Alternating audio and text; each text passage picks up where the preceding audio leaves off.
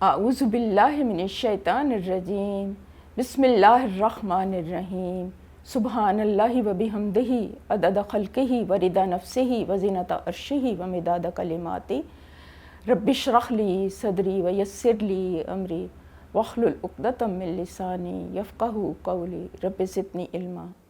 شکر الحمدللہ اللہ تعالیٰ نے ہمیں اتنا خوبصورت، اتنا پیارا، اتنا اعلیٰ، اتنا عرفہ، اتنا کامل دین دیا۔ اللہ کا شکر ہے، اس کا احسان ہے۔ ہمارا آج کا ٹاپک ہے کہ مشکل میں کیا پڑھیں، یہ بھی ہمیں پتہ ہونا چاہیے۔ یہ کتنا اللہ کا احسان ہے، کتنا آپ صلی اللہ علیہ وسلم کی خیر خواہی ہے ہمارے جیسے انسانوں کے لیے کہ زندگی کے کسی مرحلے میں بھی ہمیں تنہا نہیں چھوڑا۔ تو آپ صلی اللہ علیہ وسلم نے یہ ارشاد فرمایا کہ اگر کسی کو کوئی مشکل پیش آتی ہے نا تو اس مشکل کے موقع پر وہ کیا پڑھے، یا آپ نے تلقین فرمایا تھا کہ حسبنا اللہ و نعم الوکیل، کہ میرے لیے اللہ کافی ہے۔ یہ وہ کلمہ توکل ہے کہ جو انسان کی دنیا بھی سنوار دیتا ہے اور آخرت بھی سنوار دیتا ہے۔ یہ میری کہی ہوئی بات نہیں ہے، اس کے اوپر انبیاء نے نہ صرف کہا بلکہ اس کے اوپر عمل بھی کیا، اور مختلف سچویشنز میں انہوں نے اس کو اپنایا۔ ہمیں یہ ملتا ہے کہ جب جنگ بدر کا موقع تھا، آپ سب جانتے ہیں کہ صحابہ کی تعداد کتنی کم تھی، 313 تھے غالباً، اور جو کفار تھے وہ ان کے مقابلے میں کتنے زیادہ تھے۔ تو لیکن آپ نے کیا کیا تھا کہ وہی جو آپ کے جانثار ساتھی تھے انہیں لے کے آپ حاضر ہو گئے تھے، اور پھر آپ نے مطلب اپنا جو سارا وقت تھا وہ اللہ تعالیٰ کے ساتھ مناجات میں، دعاؤں میں، اور اللہ تعالیٰ کے آگے گریہ زاری میں وہ ٹائم لگایا تھا کہ اللہ حسبنا اللہ و نعم الوکیل، تو میرے لیے کافی ہو جا، تو میرے لیے کافی ہو جا۔ اور اس کے ساتھ ساتھ آپ یا حیو یا قیوم اس کا بھی ورد کر رہے تھے۔ تو ہمیں پتہ چلتا ہے کہ کس طرح سے اللہ تعالیٰ نے پھر مدد کی۔ اللہ تعالیٰ نے فرشتوں کو بھیجا، اور وہ کہتے ہیں نا، شاعر کہتے ہیں نا کہ فضائے بدر پیدا کر کہ فرشتے تیری نصرت کو اتر سکتے ہیں گردوں سے قطار اندر قطار اب بھی۔ بات کیا ہے کہ ہمارے ایمان میں کمی ہے، ہمارے جذبے میں کمی ہے، ورنہ اللہ تو مدد کرتا ہے، فرشتوں کے ساتھ مدد کرتا ہے، لیکن ایک نقطہ وہ غور طلب ہے۔ وہ کیا ہے؟ وہ یہ کہ حضور پاک صلی اللہ علیہ وسلم نے جب یہ کلمہ توکل پڑھا تو اس سے پہلے آپ نے اپنے ساتھیوں کو تیار کیا، ان کی ٹریننگ کی، اور پھر ان لوگوں کو اپنے ساتھیوں کو لے کے میدان کارزار میں آپ حاضر ہوئے۔ یہ نہیں کہ صرف کلمہ پڑھا، یہ نقطہ انتہائی اہم ہے۔ کوشش کرنی ہے، محنت کرنی ہے، جتنے وسائل اللہ تعالیٰ نے دیے ہیں، تھوڑے ہیں یا زیادہ ہیں، تو وہ بھی ساتھ لگانے ہیں، اپنا وقت بھی لگانا ہے، اپنی محنت بھی لگانی ہے، اپنی کوشش بھی کرنی ہے، پھر اللہ پر توکل کرنا ہے، پھر اللہ تعالیٰ سے دعائیں کرنی ہے۔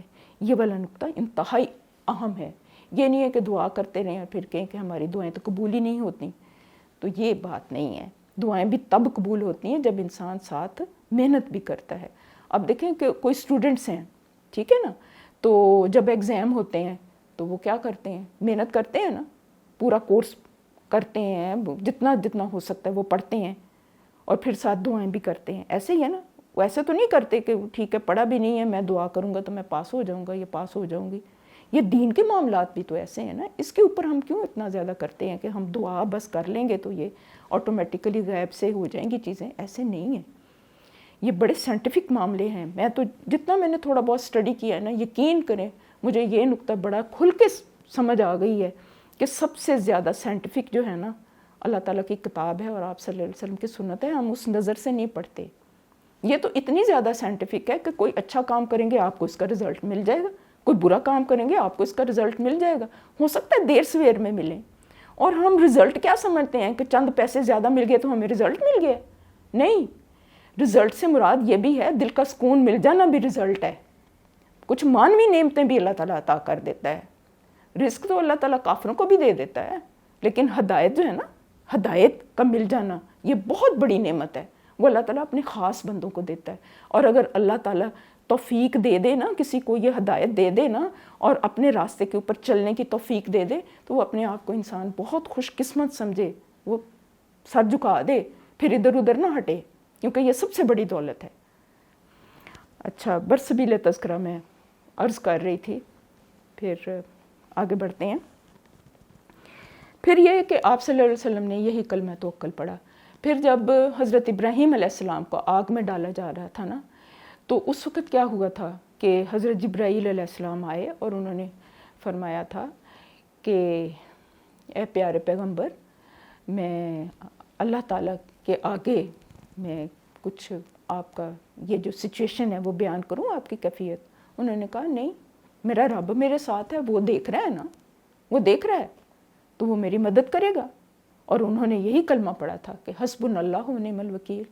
یہ بہت زبردست کلمہ ہے اور آزمایا ہوا کلمہ ہے، ہم اس کو حرز جاں بنا لیں، لیکن اس کے ساتھ ساتھ پہلے کوشش ہم پوری کریں، کوشش پوری کریں، پھر دیکھیں کہ کیسے زندگی سنورتی ہے، کیسے زندگی میں بہار آتی ہے، کیسے چیزیں جو ہیں وہ سنورتی ہیں۔ اس کے ساتھ پہلا جو سٹیپ ہے وہ کوشش ہے، اور یہی انبیاء نے ہمیں بتایا۔ اس کے ساتھ ساتھ ہم دیکھتے ہیں کہ آپ صلی اللہ علیہ وسلم کو جب بھی کوئی مشکل پیش آتی تھی، ہم نے تو وہاں سے لینا ہے نا، وہ نور، وہ روشنی ہم نے وہاں سے کشید کرنی ہے۔ ہمیں ملتا ہے کہ آپ نے ہر مشکل موقع کی دعائیں بھی ہمیں سکھائی ہیں، مسنون دعاؤں کے علیحدہ کارڈز میں مل جاتے ہیں اور بکلیٹس بھی ہیں۔ میری آپ سے یہ درخواست ہے کہ وہ آپ ضرور اپنے پاس رکھیں اور صبح شام کی دعائیں بھی، ذکر اذکار بھی کرتے رہیں، تو ہمیں یہی ملتا ہے کہ جب بھی کوئی مشکل مصیبت آتی تھی تو آپ اس کا تدارک بھی کرتے تھے اور دعائیں بھی پڑھتے تھے۔ جیسے کوئی خاص حاجت آ گئی ہے تو اس کے لیے دعائے حاجت ہے کہ انسان وضو کرے، دعائے حاجت پڑھے، بسم اللہ الرحمن الرحیم، لا الہ الا اللہ الحلیم الکریم، سبحان اللہ رب العرش العظیم، والحمد للہ رب العالمین، اللہم انی اسألک موجبات رحمتک وعزائم مغفرتک والغنیمۃ من کل بر والسلامۃ من کل اسم لا تدع لی ذنبا الا غفرتہ ولا ہما الا فرجتہ ولا حاجۃ ہی لک رضا الا قضیتہا یا ارحم الراحمین۔ تو اس میں اللہ تعالیٰ کی حمد و ثنا کے بعد یہی بیان کیا گیا نا کہ ہر نیکی میں سے حصہ دے، ہر برائی کو ٹال دے، میرے معاملات تو مجھ سے بہتر جانتا ہے۔ یہ اس کا مفہوم میں بیان کر رہی ہوں۔ تو اس طرح سے آپ فوراً مطلب دعا کرتے تھے، نماز پڑھتے تھے، اللہ تعالیٰ کے ساتھ لو لگاتے تھے۔ پھر اور ہے کہ کوئی اور زندگی کا کوئی مسئلہ ہو اس طرح تو دعا استخارہ جو ہے وہ ہمیں تلقین کی گئی ہے۔ مشکل سے بچنے کے لیے، ایک تو ہے کہ مشکلات سے بچنے کے لیے مشکلات میں گھر جائیں تو پھر دعائیں ہیں، پھر کچھ ایسی دعائیں ہیں جو مشکلات سے بچنے سے پہلے اپنی حفاظت کے لیے بھی کچھ دعائیں آپ صلی اللہ علیہ وسلم نے ہمیں تلقین کی ہیں کہ اللہم انی اعوذ بک من جہد البلاء و درک الشقاء و سوء القضاء و شماتۃ الاعداء، کہ یا اللہ، اس کا ترجمہ میں آپ کے سامنے رکھتی ہوں کیونکہ یہ ترجمہ آپ کے سامنے ہوگا تو زیادہ بہتر طریقے سے آپ اس کو انڈرسٹینڈ کر سکیں گے کہ الہی میں آپ کی پناہ میں آتا ہوں بلا کی مشقت سے اور بدبختی کے ملنے سے اور برے فیصلے سے اور دشمنوں کے خوش ہونے سے۔ کتنی زبردست اس کے میننگز ہیں کہ ہر طرح کی بدبختی سے یا اللہ تو مجھے پناہ دے دے، کوئی مشقت نہ ہو، کوئی بدبختی نہ ہو۔ تو اس طرح سے انسان جو ہے نا اللہ تعالیٰ کی حفاظت میں آ جاتا ہے۔ پھر اور استعاذہ کی دعا ہے کہ آپ صلی اللہ علیہ وسلم یہ دعا بھی کثرت سے کیا کرتے تھے کہ اللہم انی اعوذ بک من زوال نعمتک و تحول عافیتک و فجاءۃ نقمتک و جمیع سخطک۔ اس کا ترجمہ کچھ یوں ہے کہ الہی میں آپ کی پناہ میں آتا ہوں آپ کی دی ہوئی نعمت کے زائل ہونے سے اور آپ کی دی ہوئی عافیت کے بدل جانے سے اور آپ کے ناگہانی عطاب اور ہر طرح کے غصے سے۔ تو یہ بھی کتنی زبردست اس کا میننگ ہے۔ تو ہم جو ہے نا دراصل ہم دین کے قریب آ جائیں نا، یقین کریں ہم دین کے قریب آ جائیں، ہم قرآن کے قریب آ جائیں، ہم سنتوں کے قریب آ جائیں، ہم اپنے ایک مسئلے کا ہمیں حل بھی مل جائے گا، سلوشن بھی مل جائے گا۔ مصیبت کے وقت کیا کرنا ہے، خوشی کے وقت کیا کرنا ہے، خوشی کے وقت شکرانے کے نفل پڑھنے ہیں، مصیبت کے وقت دعائیں کرنی ہیں، اپنے مسائل کے حل کے لیے کوشش بھی کرنی ہے۔ ہماری زندگی میں مختلف قسم کے واقعات، سچویشنز آتی رہتی ہیں، کبھی خوشی کے موقع آتے ہیں، کبھی غمی کے موقع آتے ہیں، کبھی فیملی کی طرف سے کوئی اس طرح سے ہمیں چیلنجز سامنے فیس کرنے پڑتے ہیں، کبھی ملازمت کی طرف سے چیلنجز فیس کرنے پڑتے ہیں، تو ایک مسلمان جو ہے وہ ہر طرح کے حالات میں اور سچویشنز میں رہتے ہوئے اللہ تعالیٰ کے اوپر بھروسہ کرتا ہے اور اس طرح سے اللہ تعالیٰ سے مدد لیتا ہے۔ تو یہ حسبنا اللہ، پھر ہم دیکھتے ہیں کہ دوسرے انبیاء نے بھی اسی طرح سے کیا، اللہ تعالیٰ ہی سے مدد مانگی۔ حضرت یونس علیہ السلام کی مثال دیکھ لیں کہ جب مچھلی نے انہیں نگل لیا تھا تو انہوں نے بھی کیا کہا تھا کہ لا الہ الا انت سبحانک انی کنت من الظالمین، اللہ تعالیٰ کو پکارا، اللہ تعالیٰ نے کیسے ان کی مشکل کو دور کر دیا۔ پھر اسی طرح سے جب حضرت ایوب علیہ السلام کو تکلیف پہنچی تھی، بیماری پہنچی تھی، تو انہوں نے بھی دعائیں کی تھی۔ حضرت موسیٰ علیہ السلام نے جب وہ ہجرت کر کے گئے تھے تو انہوں نے بھی دعا کی تھی کہ رب انی لما انزلت الی من خیر فقیر، یا اللہ جو بھی خیر تم میری طرف نازل کر دے میں اس کا محتاج ہوں۔ تو کیسے اللہ تعالیٰ نے ان کے لیے مشکل حل کر دی تھی، انہیں ٹھکانہ بھی دے دیا تھا، ان کا نکاح بھی ہو گیا تھا، انہیں نبوت بھی مل گئی تھی، ساری نعمتیں ان کے لیے اللہ تعالیٰ نے جو تھیں وہ بالکل اس کے دروازے کھول دیے تھے، خیر کے دروازے کھول دیے تھے۔ اب کیا ہے کہ ہم بھی اللہ تعالیٰ کے اوپر توکل کریں، اپنے حالات کی بہتری کی کوشش کریں، اپنی انفرادی زندگیوں میں بھی، اپنی اجتماعی زندگیوں میں بھی، ہم جس بھی شعبے میں ہوں، ہم جس بھی پہلو میں ہوں، ہم جس بھی کیفیت میں ہوں، ہم جس بھی رشتے میں ہوں، اپنے طور پر ہم اپنے حصے کا کام کریں۔ اور یہ کہ اسی طرح سے انفرادی طور پر ہم جب ٹھیک ہوں گے تو انشاءاللہ تعالیٰ اس کا جو رزلٹ ہے ہمیں اجتماعی طور پر بھی اچھا ملے گا انشاءاللہ تعالیٰ۔ بس یہ ہے کہ اللہ تعالیٰ پر مکمل یقین اور مکمل تقویٰ جو ہے انسان کو کامیابی سے ہمکنار کرتا ہے، اور یہ انبیاء کی سنت بھی ہے۔ بس میں اتنا ہی کہوں گی کہ اللہ تعالیٰ کہنے اور سننے سے زیادہ عمل کی توفیق عطا فرمائے، اور آپ صلی اللہ علیہ وسلم کی سنت کی پیروی کی توفیق عطا فرمائے کہ کی محمد سے وفا تو نے تو ہم تیرے ہیں، یہ جہاں چیز ہے کیا، لوح و قلم تیرے ہیں، لوح و قلم تیرے ہیں، لوح و قلم تیرے ہیں۔ آپ سب خوش رہیں، آباد رہیں، شاد رہیں، خیریت عافیت سے رہیں۔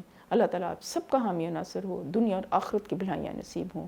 اللہ تعالیٰ ہماری اولادوں کو متقی لوگوں کا امام بنا دے، ہمیں عادل حکمران نصیب فرمائے، جنت الفردوس میں جگہ دے، جہنم سے بچا لے، آپ صلی اللہ علیہ وسلم کی شفاعت نصیب فرمائے، ہمیں ہمارے نفس کے فتنوں سے، شیطان کے فتنوں سے اور دجال کے فتنوں سے محفوظ رکھے، ہمیں ایسا ایمان دے، ایسا ایمان دے، ایسا یقین دے کہ جو ہمیں حق الیقین تک پہنچا دے، جو میں اللہ تعالیٰ کی صحیح معرفت عطا فرما دے، اور ہم اس کی رضا کے کام کر سکیں، اس کی خوشنودی حاصل کر سکیں، ہمارا رب ہم سے راضی ہو جائے۔ والسلام وآخر دعوانا الحمد للہ رب العالمین۔ سبحانک اللہم و بحمدک نشہد لا الہ الا انت نستغفرک و نتوب الیک۔ والسلام۔